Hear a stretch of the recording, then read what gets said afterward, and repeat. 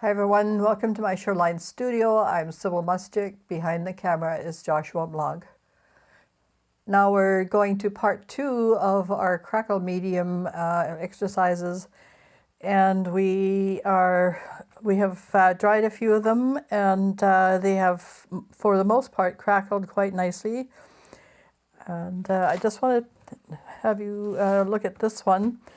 Now we talked about it in the last video, and we talked about, before you add color, you should do the sanding. Well, in this case, we got a little carried away and did the color first, but after I sanded it, it has such an interesting, unique look that I think I'm going to do it this way, for quite a few pieces. So I think it's quite lovely anyway. And we've also, on all of these pieces, we have put our super matte medium on. This is a golden super matte medium. Just regular matte medium works as well, of course.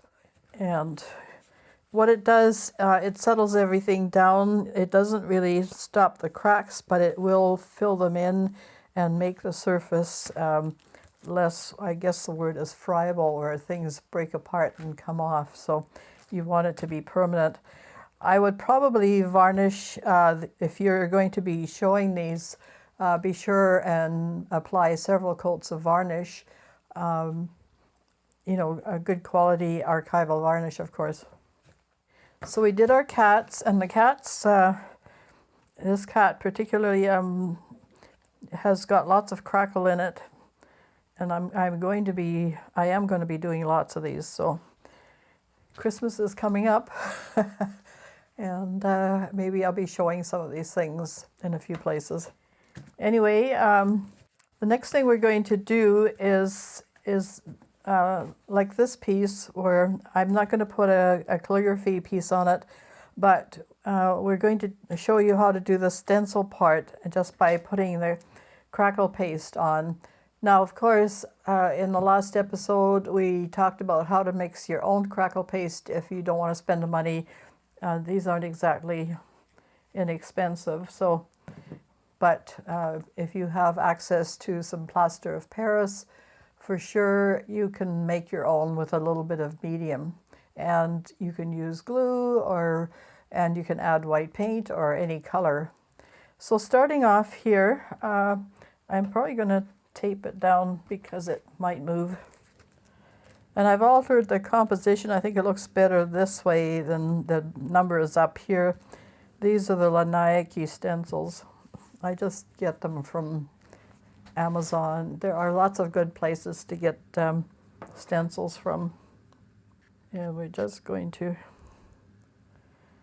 get a bunch here on my painting knife. And basically you just sort of put it on, scrape it down so that it's level with the stencil. And what we'll do is we'll let this dry, and then you can see the result at the end of the video.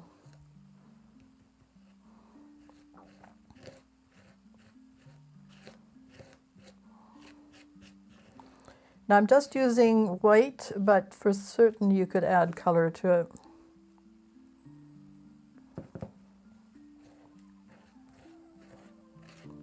Or of course, as we did previously, you can hand paint them.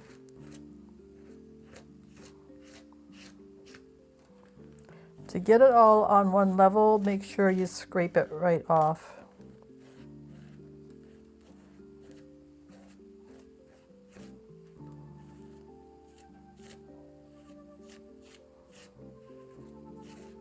And you notice it lifted up a little bit, so it's a good thing we taped here.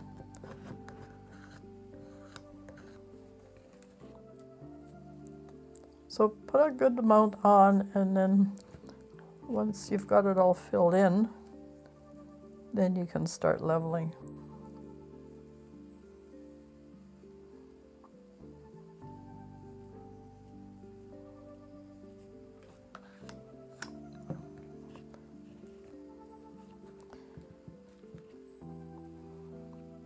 It's probably wise to use a fairly distinctive stencil, something with fairly large spaces, little tiny bits and pieces.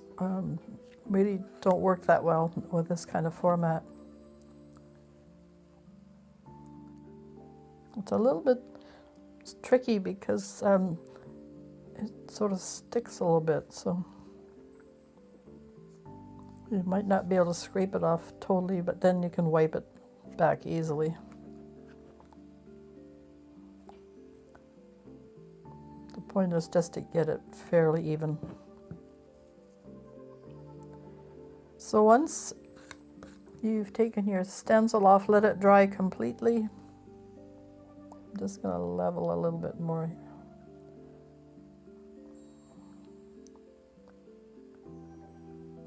And then sand it down gently.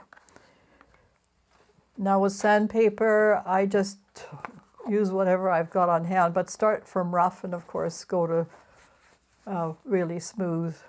But don't take, just get to a point where it's a finger touch smoothness so that you can, you know, not detect any more sharp edges. That's important, especially if you're going to be using it as a background. Okay, we're going to lift this off, and hopefully we haven't obscured anything. All right, that looks pretty good, and we'll just take off any stuff we don't need.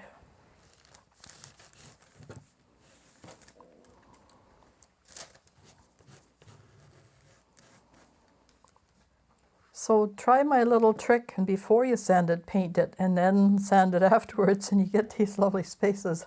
It was sort of an interesting discovery. So we'll let this dry. It looks pretty good, and then a touch of sanding, I think, to make it really level. Put this aside, and now here's a piece that I really had a lot of fun with.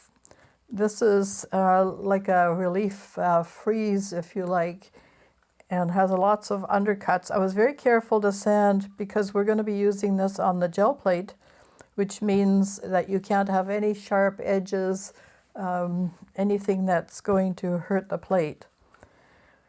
So there's going to be a two-part process, because if I put, even though this has got the medium on it and I might be able to get most of the paint off the surface, I'm sure some of it will stain. So be very judicious in choosing your colors, because it's got to be the colors that you want on this plate. So I've set up for a gel plate print. We're going to do a base layer. I put a little mark underneath because we're going to put the plate down. This will be a texture plate, and we'll just have to gauge. So I want it in the center, and then we might do something for the border or leave it plain. We'll see how it goes. Okay, so I just want some reasonably neutral colors to begin with.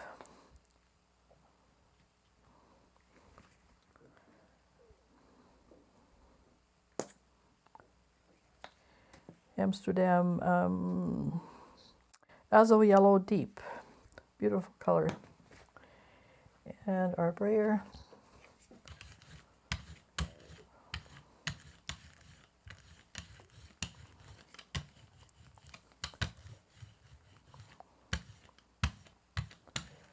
Just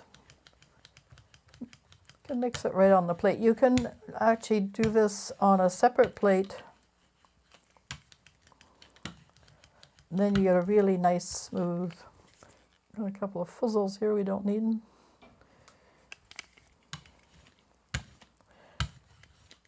I'm not so concerned with the base layer. We'll be working with that.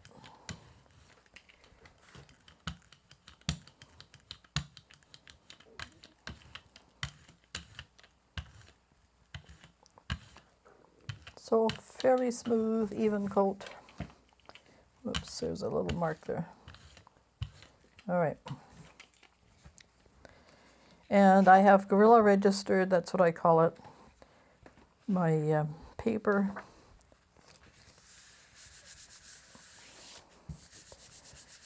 You can buy a registration, one of those plastic tools from Gel Press, I believe it is. So, but I haven't got around to doing that. This works just fine for me. You can just go overboard buying a lot of tools and supplies. Do the best you can with what you have. Art supplies are extremely expensive. And more so all the time. Okay, so we have some interesting background. Oh, we lost a fuzzle there, but that's okay. Okay, we'll clean this off. Josh will put an interlude on while I clean this.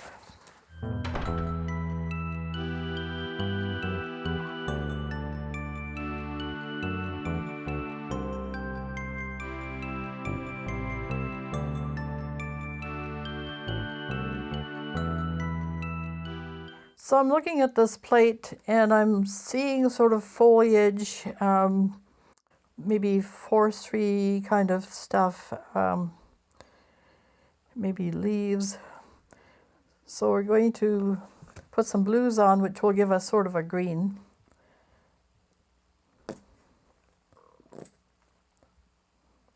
This is a Prussian blue. It'll give us a nice dark tone. And then this is the brilliant blue, which looks more like a phthalo to me. Some people pronounce it phthalo. It's all up for grabs. I still have yellow on my brayer. That's fine. It will all work out.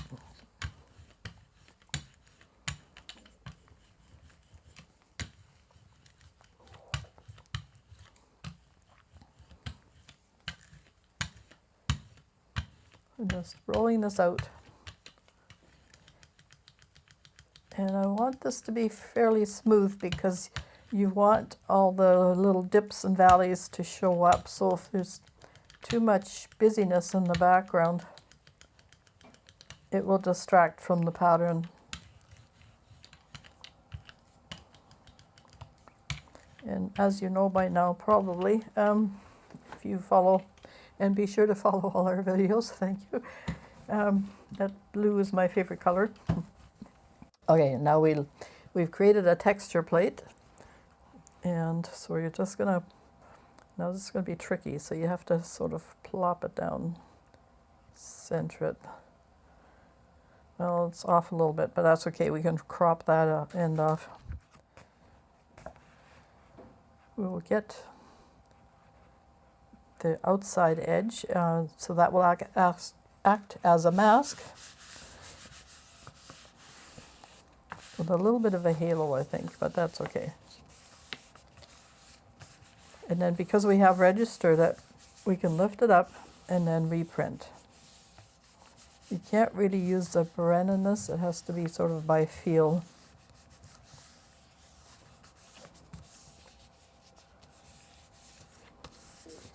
By gosh and by golly.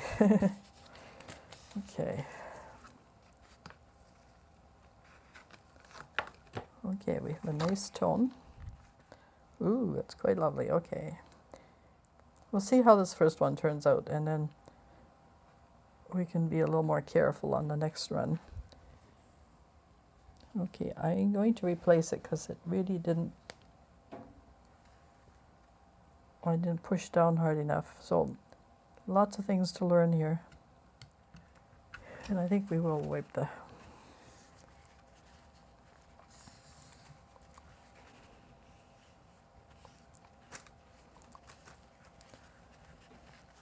because it looks kind of messy.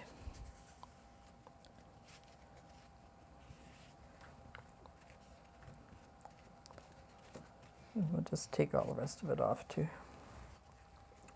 Now we have to be careful that we make sure this is dry.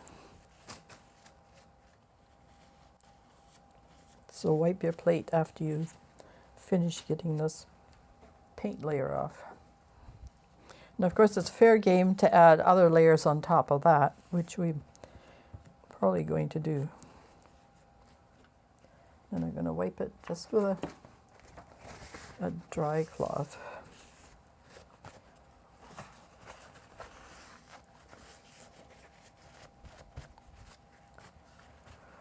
And then we're going to lean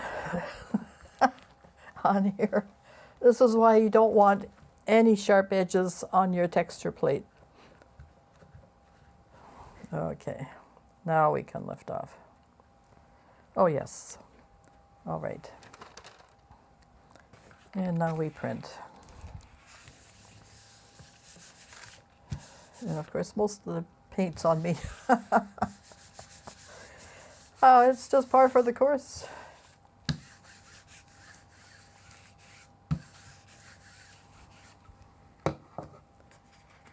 All right.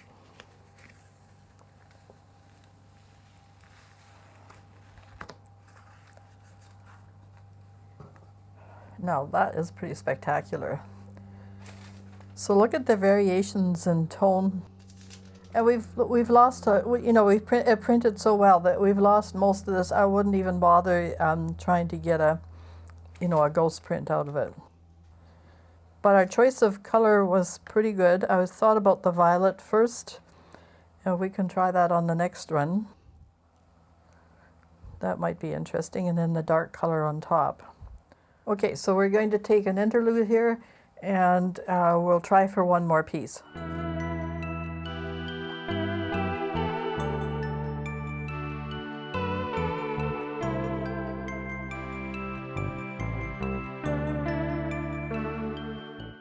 So I just want to show you that you can mix on a separate plate, and then you get a really smooth layer on your gel plate. And printmakers use glass generally for this process, and they have really fancy rollers sometimes, really big rollers. So you just make sure your roller is moving, and you can see how smooth.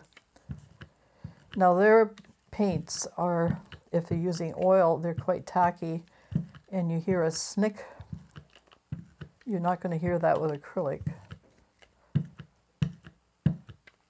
but it really will give you a nice even layer. So that's what we're going to do, and we're going to roll that out here.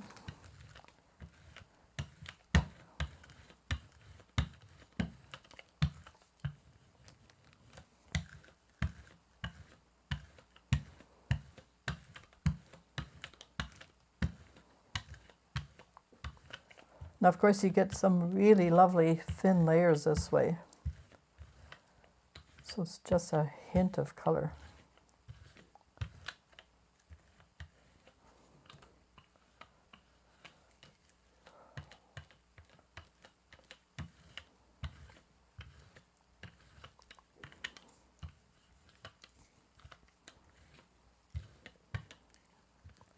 There's a spot here.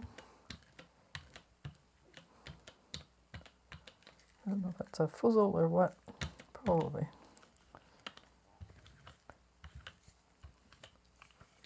Right. Okay. And press hard, this is a very thin layer.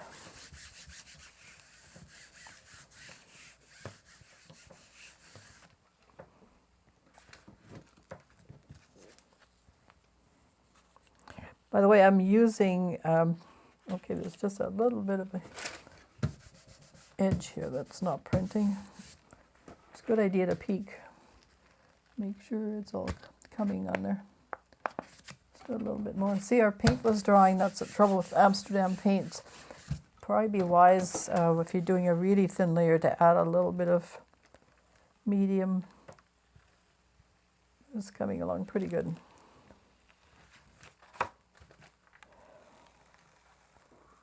Okay, I'm going to do another layer. It was just a little too dry. Okay. We have lots of paint, not a problem. roll it out. I guess I picked up some white there. And a little bit more.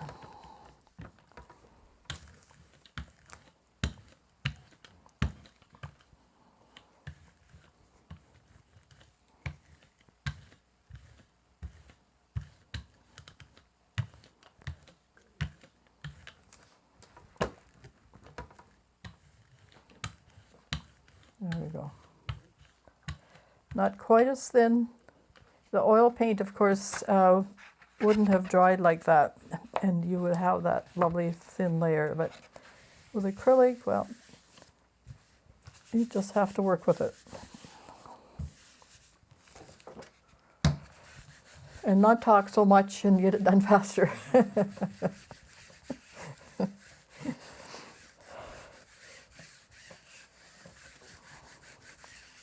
Well, I was going to mention the type of paper. It's just my Canson sketchbook paper. And I think it's about 100 GSM. They're much nicer. Oh, there's a little bit on the top here we didn't catch.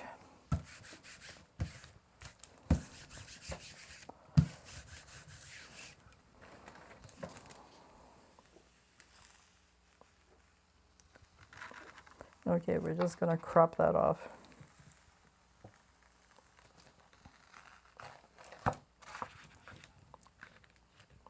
That corner that's giving me trouble. Anyway, we're just going to take our blue, and you can do this directly because it's just one color.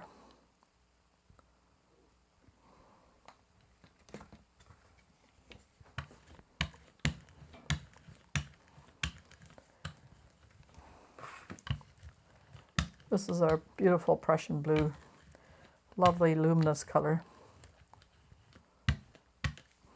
Very high tinting strength. So it stains, what it means to say is that it stains everything, so be careful in its use. But it's a really gorgeous color. And we're going to replace our... Now, Josh was saying that he could see a figure in it and then little cherubs floating about. The rich imagination, that boy. Okay. I'm just going to eyeball it here and let it drop. Okay.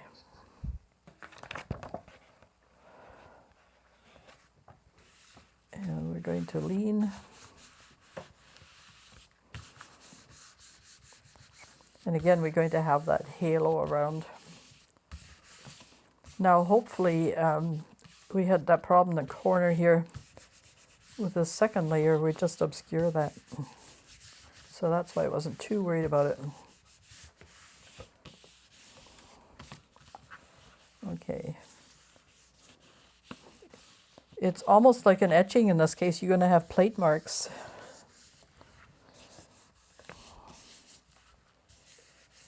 So people will ask you, is this an etching? No, it's a monotype.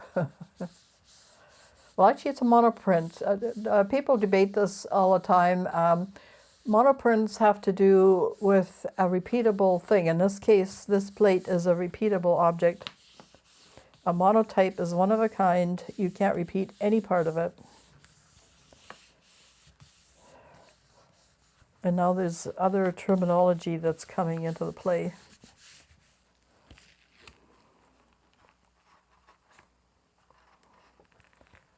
Okay. See, we have fixed that edge, and we're going to get rid of that. And this is another opportunity for an interlude because I'm going to be cleaning this thing. All right. And leaning on it so that it makes a good impression. Yes. Okay, we'll see you in a flash.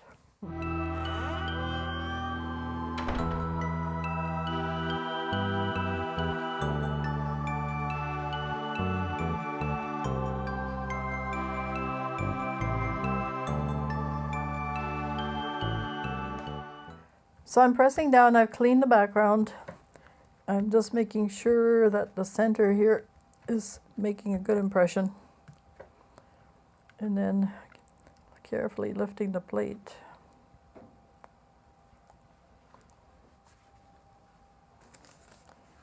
And then we'll reprint this. And again, we have nice plate marks on the side there.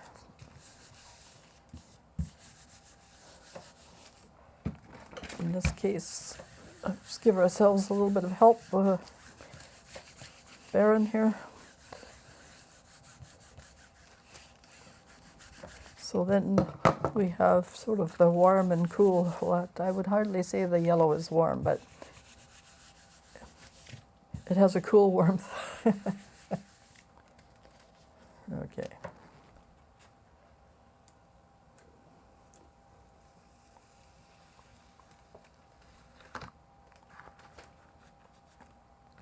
Very nice. So as you can see, you can get some really spectacular pieces. So give this a shot, everybody. It's so much fun. It's a bit of a process because you're having to do, you know, this crackle paste plate, and you do have to, you know, put some medium on. It seems to work great with medium. If you really want to go crazy, put varnish on, a good varnish, several coats of that. That way you can clean your plate off and it won't stain. In my case, I'm leaving the stain. I think as a plate, it's quite beautiful in its own right. I might use it for a few more prints, but it'll all be the same kind of thing. So thanks again for joining us today here at Shoreline Studio. It's been great fun as always. Be sure and look for the new videos that are coming out. We publish usually every Thursday when we can. And be sure and, you know, get all your supplies out and have fun with me. So take care of your families. Be kind to one another. Bye for now.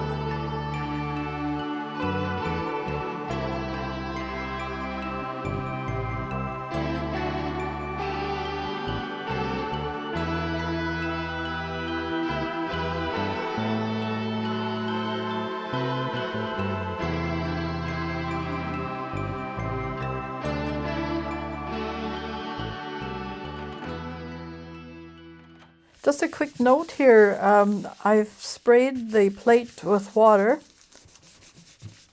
and I just took a little piece up and it looked very interesting, so I thought we'd show you this as well.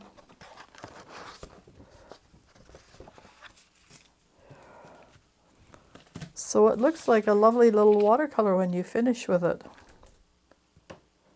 So you could do a whole rack of these.